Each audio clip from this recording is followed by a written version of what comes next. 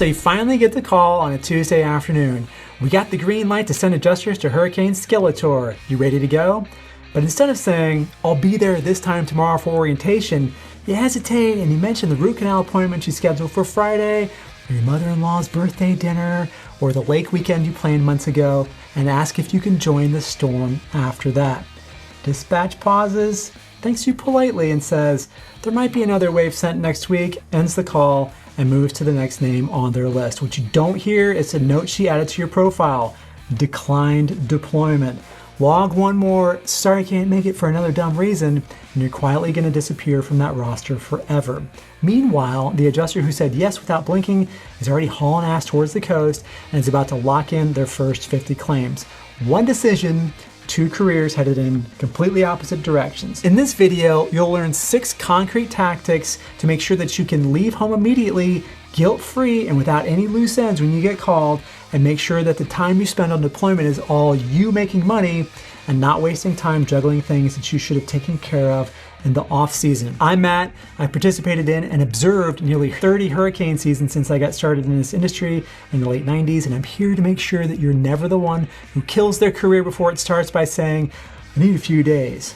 Starting now. Most first timers burn an entire weekend of their first deployment running to Home Depot for ladders and tape measures, rescheduling family obligations, and digging gear out of the garage. They're also frantically texting the dentist to move a root canal and begging the in-laws to forgive a skipped birthday dinner. When they finally reach the storm site, orientation is already half over. The onboarding team has to dig around boxes for storm shirts that either aren't triple XL or triple extra small, and every conversation starts with an apology for being a few days behind. It's awkward and it makes you a special case and not in the way that you want. And those lost days compound the way late investing does. The adjusters who arrived on day one are already inspecting roofs, uploading their first closed claims, and collecting money, right? Every day at the CAT site that you miss is another stack of closed claims that they're going to earn that you won't.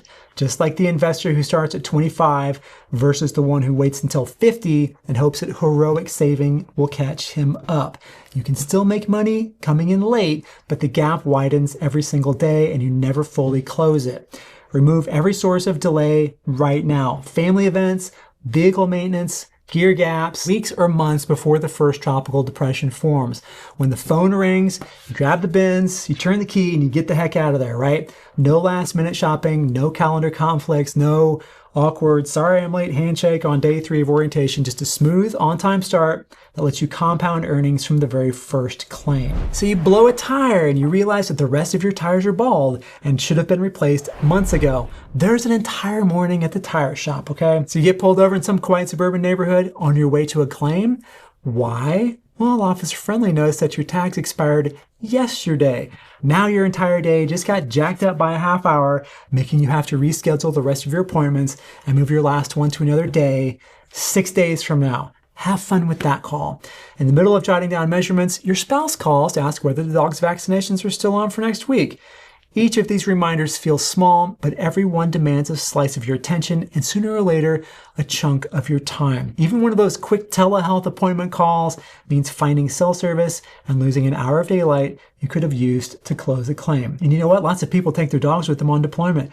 Make sure that Pepper's shots are up to date before the season so you don't have to spend an afternoon at the vet when what? We could have been closing a claim. Catastrophe work is a compound interest game. Every day you're productive, the earnings snowball. Miss that day, the snowball starts to melt. Driving home 8 hours for the weekend for a wedding or squeezing in a mid-storm oil change doesn't just cost you an hour or a weekend. It costs you the 1 to 10 or maybe 15 claims you could have closed, the new assignments you didn't have the capacity to accept, and the goodwill that you forfeited when the team lead saw your queue stall.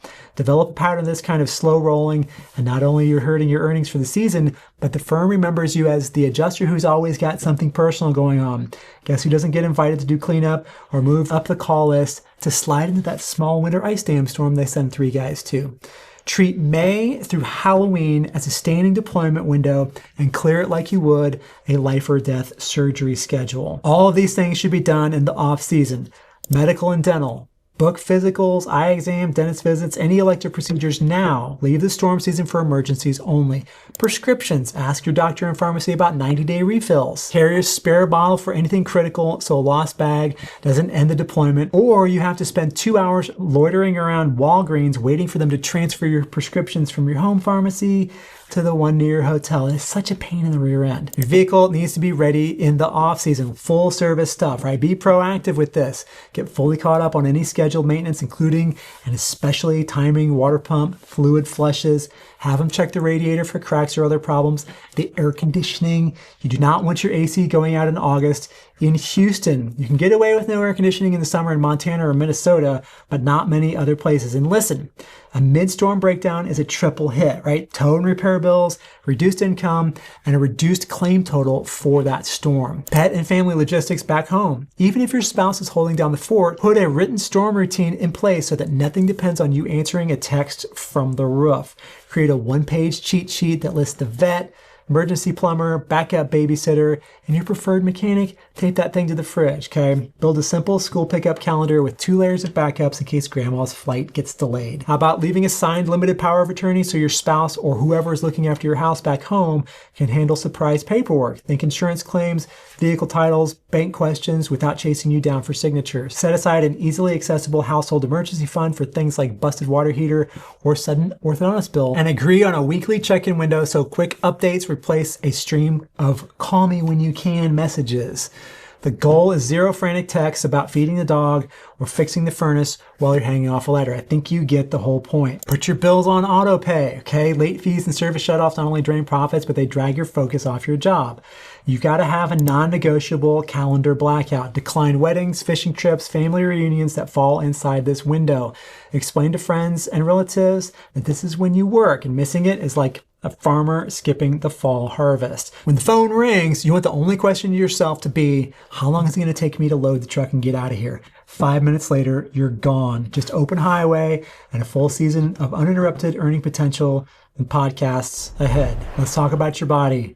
People don't gain weight because they love junk food. They gain it because high stress and long hours have them soothing with drive-through meals and late-night snacks because they have no power to resist delicious nachos and Oreos. Trust me, I know. Extra pounds turn every ladder into a cardio test and every Gulf Coast attic into a personal level of hell. Your heart pounds, your knees ache, and your blood pressure starts to get into the red.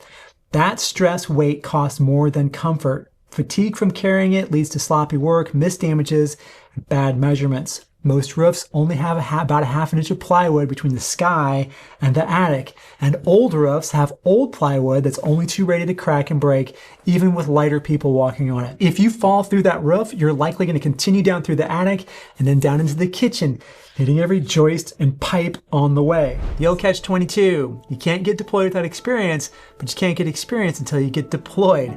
In my free on-demand masterclass, I'll show you exactly how to break that cycle and get roster ready before the next storm, and you can join us right now at adjustertv.com/deployment. Something like this can end your season with a hospital visit. Heck, even just a twisted ankle can put you out of service. Also, that energy crash that follows that food coma fast food lunch is going to bleed productivity all afternoon, shrinking the pile of claims you can close and the money that you can make. Break this stress eating cycle before deployment so that your storm doesn't break you. To clean up your nutrition where you can, protein and produce over carbs and processed food, and add daily movement that builds rough stamina. Go for walks. Then use every legitimate tool available, including physician-supervised medications like Ozempic or something like a generic Contrave.